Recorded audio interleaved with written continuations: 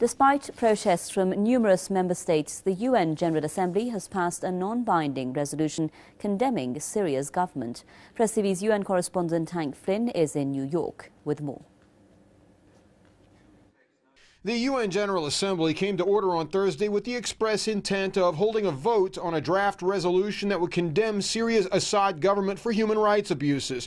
Before the vote, however, Syrian Ambassador Bashar Jafari called for Syria to be left alone to work out its own problems. He blasted member states such as Qatar, which according to many reports is funneling arms and money to Syrian opposition forces. We would like to confirm that any biased, unobjective resolution would only send the wrong message to all these extremists and terrorists, a message that their violence and deliberate sabotage receives the support of the member states of the United Nations and their encouragement.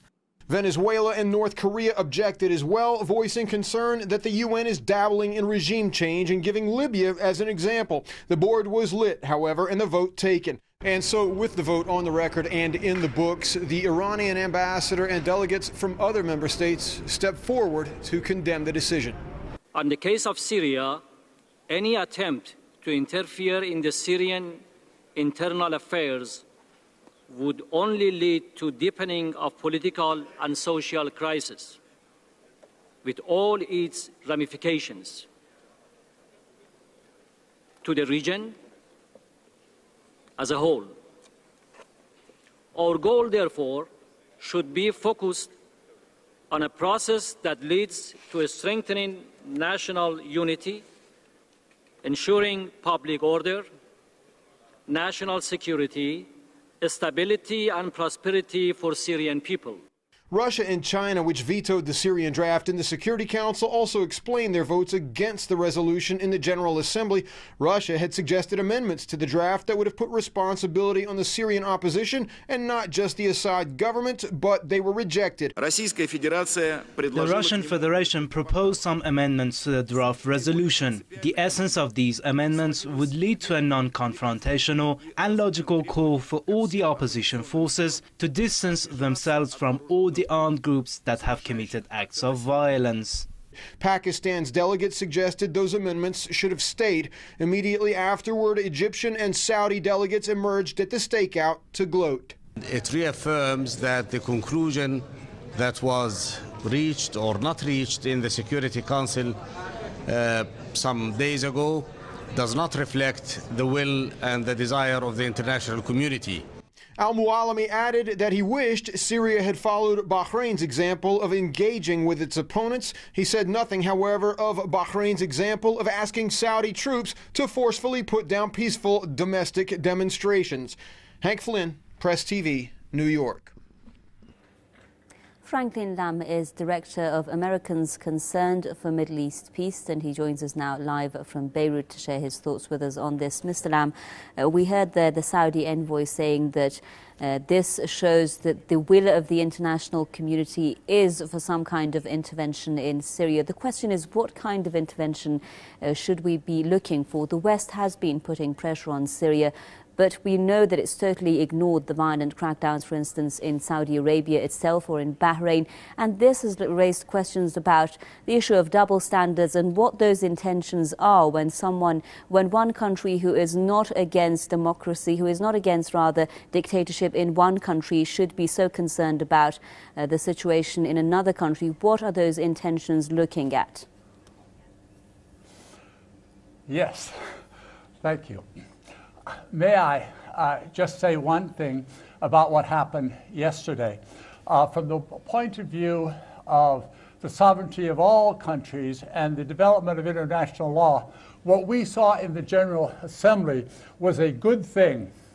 That is, because the Security Council was blocked by a veto, as the Americans have blocked 42 times Zionist crimes in the Security Council, now under the Uniting for Peace resolution, the members went to the General Assembly for a vote. This is a very good thing as an instrument, and I think we should acknowledge that. In the case of Palestine, the Americans have preemptively said they will block, with the Security Council veto, Palestinian state. But this allows still the General Assembly to go on record, and hopefully it will become a stronger vote. Now, I'm not supporting the vote yesterday or its outcome, although it's true, it gives the members an opportunity to express themselves. The decision was not binding, as you know, only the Security Council was.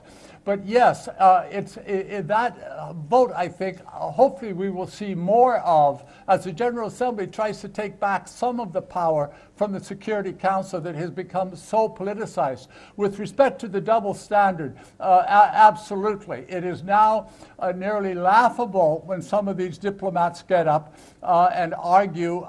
In this period, really, what we're seeing is the rhetoric of a Cold War with huge stakes. The Saudis know the Americans are, by and large, leaving the area, and that they are going to have to face the Islamic awakening and the Arab uprising, and they're feeling that pressure.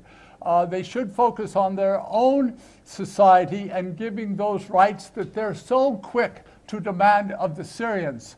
The rights given to the Syrian people, I think, in the last 3 decades, certainly exceed the rights given to the Saudi people and the Bahraini people. So this double standard, I don't think, convinces anyone.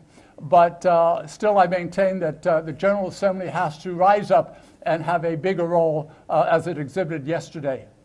Well, looking at the role that the Arab countries have been playing here, especially Saudi Arabia and Qatar, some people have been asking, looking at their roles, these are countries where elections are not held, where we're seeing protests taking place, an absolute monarchy in Saudi Arabia. So are they in a position, they say, to preach democracy in the case of Syria? What do you think is these countries' role in the Syrian crisis? Well, I think the implication of your question is exactly right. These regimes are instruments of the American Zionist hegemony, and they have been for the last 40 years. So in a sense, we're not surprised. It's a little embarrassing to, I would think, for them to expose themselves in this way. But do we really, history being the judge, have the right to expect more from them, because they have always acted in this way. They have not acted for the Arab nation, for the Islamic nation, for the Palestinian cause. They've been in the pocket of the Americans and the Zionists. Look who the Bahraini ambassador has been to Washington, and what he says about Zionism and praising Israel. So these are not representative Muslims, I think, or Arabs on the issue that is the key cause of the conflict in the Middle East and beyond. So I dismiss their comments as predictable and showing that they're in the pocket of the Zionists and the American administration, and they're under increasing pressure because that hegemony is being shifted out of the region and they're being exposed. Franklin Lamb, Director of Americans Concerned for Middle East Peace, joining us there live from Beirut with his comments. Thank you very much.